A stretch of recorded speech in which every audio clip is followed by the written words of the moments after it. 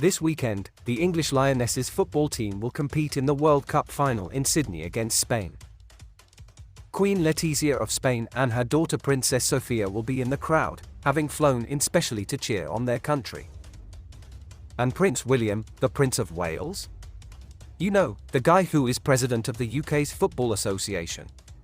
Future king of not only Great Britain and Northern Ireland but also the future king of Australia and of New Zealand. Hello and a very warm welcome to British Royal Daily Updates YouTube channel. He's on vacation. Sorry, he can't make it, chaps, but don't worry, his social media team has probably prepared some splendid Instagram posts and tweets. That's good enough, right? The Prince's absence on Sunday night at Stadium Australia is an insult for not only women but also two Commonwealth countries, over which Willie will one day be head of state, and which have repeatedly made loud and clear their desire for republicanism. But why bother with such things when the Prince has switched off his email and that new Daniel Silva thriller to read? William has not been seen in public for over a month as he and his wife Kate, the Princess of Wales, enjoy their annual, months-long summer break. That pre-recorded video of him serving burgers and managing to use I with remarkable frequency doesn't count, given we don't know when that was actually filmed. Usually, this time of year sees the Waleses enjoy a trip somewhere like the Isles of Scilly before heading north to Balmoral to join the rest of the royal family to eat charred sausages in some lockside cottage, as they pretend to live a normal life. And yet clearly that sausage fest is more important than that annoying thing called duty for the 41-year-old this weekend. The last year has seen William and Kate receive new titles, new military roles and a general promotion in rank, given they are now only one awkward fishbone away from the throne themselves. And by and large, the Walesies have done a pretty decent job.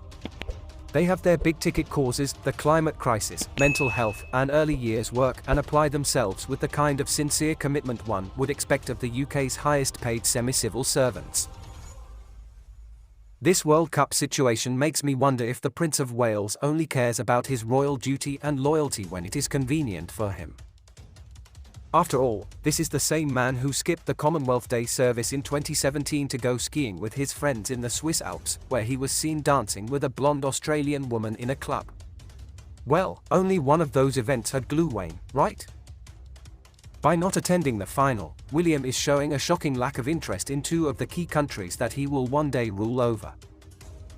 In fact, what this moment really feels like, as I type furiously with feminist rage, national pride and too much caffeine, is that he takes us, the Commonwealth, for granted. He and Kate have not visited us since 2014. In early 2020, after the devastating fires, there were rumors in London that the couple would do a royal tour of the affected areas, but that obviously did not happen because of the pandemic. Remember those fun times? However, have there been any hints about a trip down under to pose with a koala without chlamydia and stand next to the Sydney Opera House since the world reopened? None. The Walesies have not done a serious, substantial overseas tour since their disastrous trip to the Caribbean last March. There is usually a royal overseas tour planned for around September or October, so has there been any indication that the Walesies might need their travel pills and their matching Kindles for the long flight to Australia? Nope. Your Highnesses, we are not just restless, we are getting angry. And then there is the other aspect of all this, which is gender. William's absence would show a quiet disrespect for not just women's sport, but women. If it was the men's English team that was in the finals, I have no doubt that the entire first-class section of the next flight from Heathrow to Sydney would have been reserved by some frantic Kensington Palace staff member. Meanwhile, William would be rummaging through his extensive collection of navy blue outfits trying to find his England stripe and those unused tubes of red and white zinc. England defeated Colombia last Saturday to secure their semi-final match with Australia. I wipe a tear from my eye and raised the possibility that the Lionesses could reach the finals.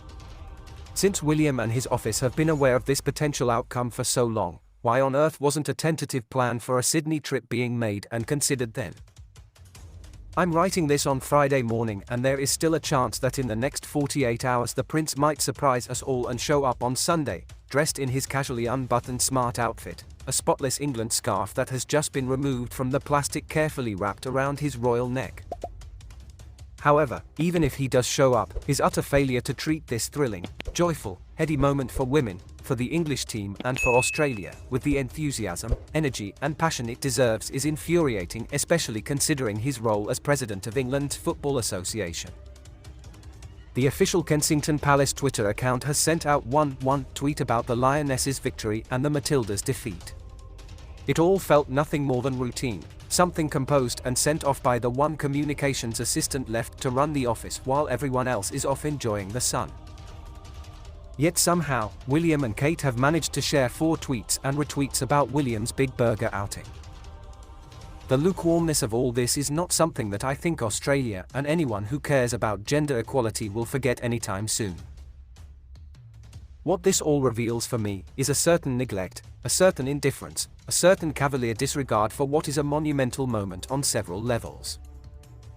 What this all looks like is a shocking lack of dedication on William's part for the less fun, unglamorous parts of being heir to the throne, like having to jump on a long-haul flight at the last minute to do some cheering and Commonwealth flag waving when he is supposed to be on holidays. And even if the prince does decide to make a last-minute dash down under, I'm not sure that would change the fact that the Prince of Wales is clearly failing to meet this historic moment. There is one final part to this that I will never forgive William for.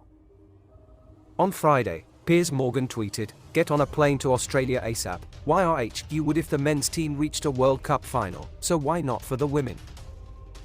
Leaving me to fervently agree with something that comes out of that man's mouth. Inexcusable, Your Royal Highness. Please subscribe to British Royal Daily Updates YouTube channel and turn on the notification bell, this way you will be notified when we drop a video. Stay safe. Prince William, the President of the English FA and the heir to the throne, is facing criticism for not attending the Women's World Cup final in Sydney, where England will play against Spain. Buckingham Palace has confirmed that no royals will be present at the match, while Spain's Queen Letizia and Princess Sofia will be there to support their team. Some have called this a snub to the England team and the Australian royal fans, who have been waiting for a visit from William for years. Others have accused him of sexism, noting that he would have gone if it was the men's team playing. William has sent his congratulations to the England team and said he will be watching on television. Hello and a very warm welcome to British Royal Daily Updates YouTube channel. Welcome to the Women's World Cup final, where England and Spain are about to face off in a historic match. This is the first time that England has reached the final of this prestigious tournament, and they are hoping to lift the trophy for the first time in their history. But they will have to overcome a formidable opponent in Spain, who are also looking for their maiden title. The match is taking place in Sydney, Australia, where thousands of fans have gathered to witness this epic clash. Among them are Queen Letizia and Princess Sofia of Spain, who have flown all the way from Madrid to support their national team. But there is no sign of any members of the British royal family, who have decided to skip the event. This has caused some controversy and disappointment among the fans and the media, who have questioned why Prince William, the President of the English FA, is not here to cheer on the Lionesses. William, who is also the heir to the throne, has been a vocal supporter of women's football and has presented the England team with the trophy at last year's Women's Euros. But Buckingham Palace has confirmed that no royals will be attending the final, citing logistical and scheduling issues. They have also declined to say if they received an invitation from the co-hosts Australia and New Zealand, both of which are led by prime ministers who want their countries to become republics. Some royal commentators have called this a missed opportunity and a snub to the England team and the Australian royal fans, who have been waiting for a visit from William for at least 3 years. William has not visited Australia since 2014, although a planned trip in 2020 was cancelled due to the pandemic.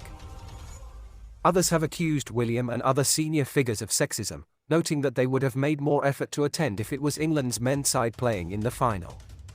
William did not attend the World Cup in Qatar in December either, where England reached the last 16,